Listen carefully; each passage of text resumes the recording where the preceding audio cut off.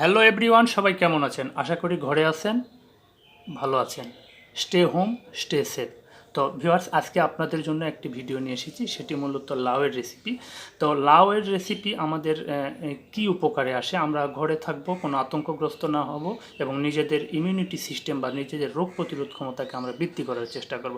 তো সেই রোগ প্রতিরোধ ক্ষমতা বৃদ্ধি করতে লাউ আমাদের যেসব কাজে লাগতে পারে, যেমন লাউয়ে প্রচুর পরিমাণ পানি আছে, সুতরাং একটি ডায়রিয়া রোগীদের জন্য ভালো। ত্বকের আর্দ্রতা আমাদের ঠিক রাখে, প্রস্রাবের সংক্রমণ কারো যদি থাকে সেটি ঠিক করে, উচ্চ রক্তচাপের জন্য একটি ভালো খাবার, দেহের তাপমাত্রা বা ইনসোমনিয়া বা নিদ্রাহীনতা দূর করে।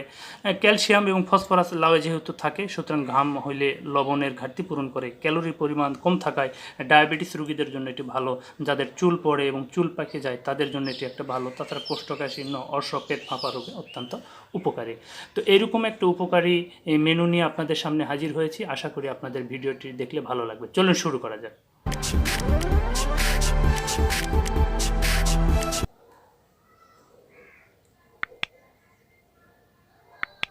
ভিউয়ার, ছোট্ট একটা ইন্ট্রো পরে ফিরে আসলাম মূল ভিডিওতে। এখানে আপনারা দেখতে পাচ্ছেন যে শুরুতে আমি কিছু লাউ কেটে নিয়েছি টুকরো টুকরো করে, এবং আলু সিদ্ধ করে আমি ভাঙায় নিয়েছি।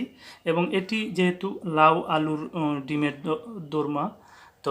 দোলমা, সেটি আমি দেখানোর জন্য দেখেন এখানে আমি 4টি ডিম সিদ্ধ করে নিয়েছি, এবং এখানে আমি 2টি পেঁয়াজ কেটে নিয়েছি, এবং সেই সাথে কাঁচা মরিচ আমি 4 থেকে 5টি কেটে নিয়েছি, এবং এটা আদা রসুনের পেস্ট যেটি আপনারা দেখতে পাচ্ছেন। এরপরে এখানে যে পাত্রে দেখতে পাচ্ছেন, এখানে মূলত 1 টেবিল চামচ পরিমাণ হলুদ এবং 2 টেবিল চামচ পরিমাণ লবণ, এবং পাশে সামান্য যদিও কয়েক দানা টেস্টিং সল্ট, এবং সেই সাথে গরম মশলা। এগুলোই মূলত আজকের এই ইনগ্রেডিয়েন্টস বা এর উপাদান এটি রান্না করতে। আবার যদি আপনাদের একবার করে আমি দেখাচ্ছি, এক পলক করে আলু, তারপরে দেখতে পাচ্ছেন মশলার পেস্ট, এবং সেই সাথে আরও কিছু মশলা। তো এখন রান্নাতে চলে যাই। রান্নার শুরুতে আমি চুলায় একটা কড়াই নিয়েছি, এবং সেখানে কিছু তেল দিয়ে কিছুক্ষণ অপেক্ষা করছি এটি গরম হওয়ার জন্য। তো আমার মনে হয় এখন গরম হয়ে গেছে। তো আমি শুরুতেই কিছু পেঁয়াজ এবং মরিচ এখানে দিয়ে নিচ্ছি। পেঁয়াজ এবং মরিচ দিয়ে আমি এটিকে একটু করে নাড়িয়ে নিচ্ছি, যাতে কোথাও লেগে না যায় এবং পুড়ে যায়। এবং ততক্ষণ পর্যন্ত নিলাম। দেখুন এখন একটা এর কালারটা চেঞ্জ এসে গেছে, সুতরাং এটি আমার হয়ে গেছে।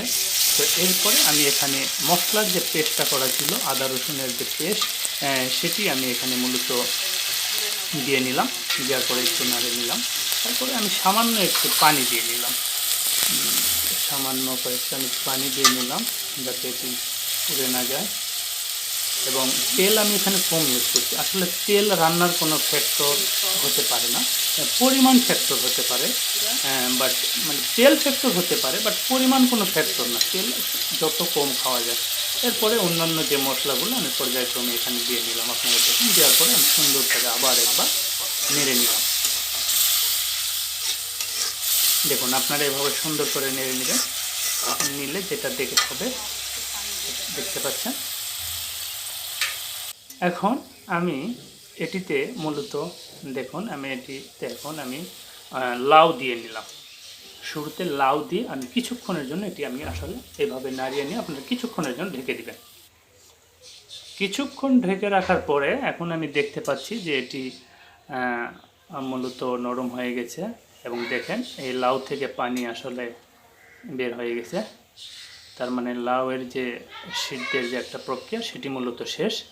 এরপরে এখানে আমি যেটি দিচ্ছি সেটি মূলত হলো আলু, যেটি আমি সিদ্ধ করে ভাঙায় রাখছিলাম, সেটি দিয়ে নিলাম। দেওয়ার পরে আবার আমি একটু মিক্সড করে নিচ্ছি, উপর নিচ করে নিচ্ছি। নেওয়ার পরে কিছুক্ষণ রেখে দিলাম। এরপরে রেখে দেওয়ার পরে এখন আমি দেখতে পাচ্ছি এটি মূলত সিদ্ধ হয়ে গেছে, এবং পানির পরিমাণ একেবারে কমে গেছে, পোড়ার একটা সম্ভাবনা আছে। সুতরাং আমি আরেকটু পানি দিয়ে নিলাম। পানি দিয়ে আবার কিছুক্ষণের জন্য রেখে দিব।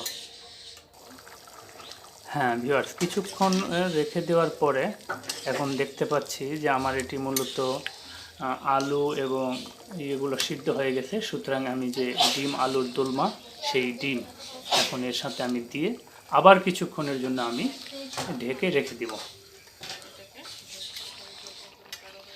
কিছুক্ষণ পরে এখন যেটি দেখতে পাচ্ছি যে এটি আসলে মূলত রান্না শেষ হয়ে গেছে।